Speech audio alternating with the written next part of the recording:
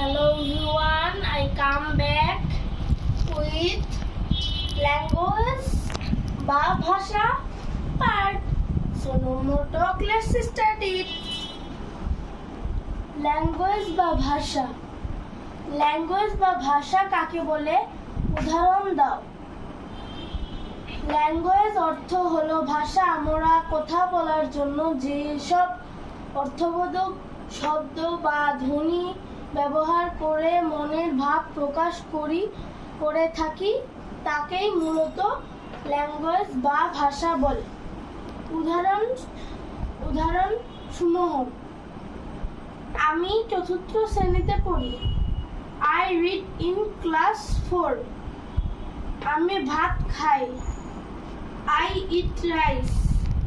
আমরা Bangladeshi. We are Bangladeshi.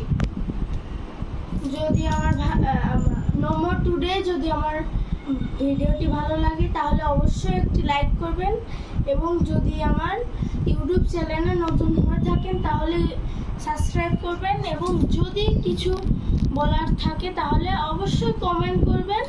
By bye, tata, see you.